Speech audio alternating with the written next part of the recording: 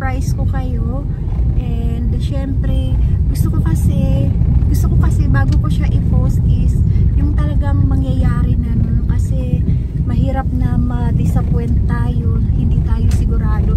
Kasi every time kasi kapag unang nagpo-post ako is hindi talaga siya natutuloy. So, it's better saka ko na lang siya i-post kapag matutuloy. And then, tomorrow nga po pala, September 11, birthday ni Apa. So, kaya, kasi nga, ika-70 birthday ni Apa. So, syempre, gusto ko siyang makasama. And, dahil buong akala ko kasi, saglit lang siya sa Korea, babalik siya, hindi pala, kundi medyo magtatagal muna siya doon. So kumbaga yung plano namin is yung plano namin ba hindi siya nangyayari kasi may something na plano si Lord sa amin.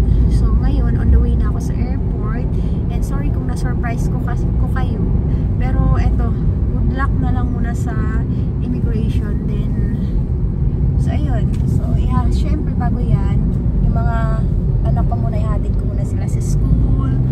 Tapos yung kapatid ko, yan, si Tito Arps nandyan, kasi siya yung may iwan sa bahay. And yung uncle ko naman, so ayan, siya din yung kasama ng mga bata sa bahay. So wag po kayong mag-alala sa mga alaga kong apat ang paa, dahil expert na nga po yung mga kapatid ko.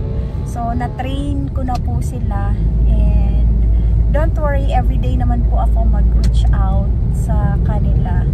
So yun, later i-update ko na lang ulit kayo.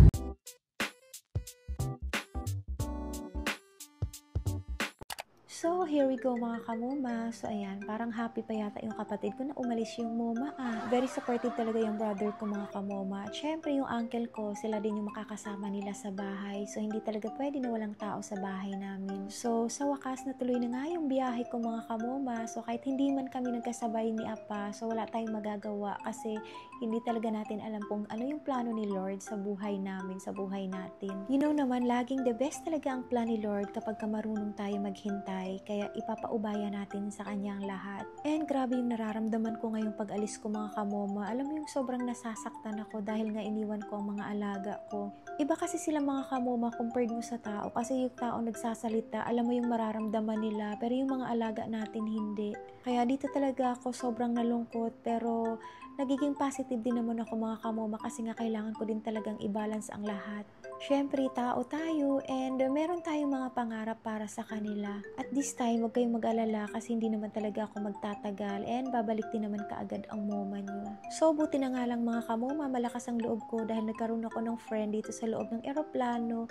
So, isa po siyang OFW. Kaya ayun, so medyo relate kami in each other and ayun, nagkwentuhan kami kaya gumaan talaga yung loob ko dahil grabe talaga kahit sa loob ng eroplano, so grabe yung atake ng anxiety ko. Then, babalik din si ate sa ibang bansa, kaya ayan, may kasama ako na lumipat dito sa Terminal 1. Buti na lang pala no, merong bus, tapos free lang yung transportation dito mga kamuma. You know, abot langit talaga yung kaba ko dahil sa immigration, and thanks God mga kamuma, grabe talaga yung preparation ko, tapos ang ending, napakasimple lang pala ng mga tanong nila kay mama.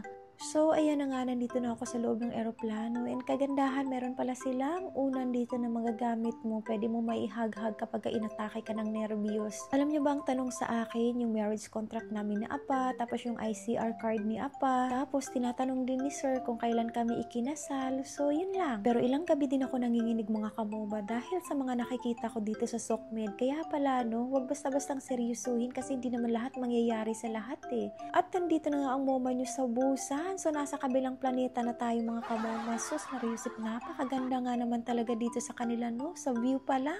Mapapawaw ka na talaga mga kamoma sa mga nakikita mo. Kaya swak na swak talaga sa mata. Ito yung sinasabi nila na just wait for the right time sa iyong pangarap. Talagang matutupad yan mga kamoma. And meron din palang nagaganap dito sa Korean immigration mga kamoma. Pero later ko na lang i-share sa inyo, no? Kasi short video na lang muna itong gagawin ko. Thank you nga po pala sa mga tumutulong sa akin na magbuhat ng bagahe biyahe ko. Maraming salamat. At ayan, nagkita na si Momo at saka si Apa, syempre kasama yung bestie ni Apa. At ayan, welcome na welcome tayo dito sa Busan, and siya nga po yung nagsundo sa akin. So sila dalawa ni Apa, and ayan, ihatid niya muna kami ni Apa sa hotel. Nakaka-amaze ang tunnel nila mga kamoma. Grabe, iba talaga kapag nagamit sa tama ang tax ng mga tao.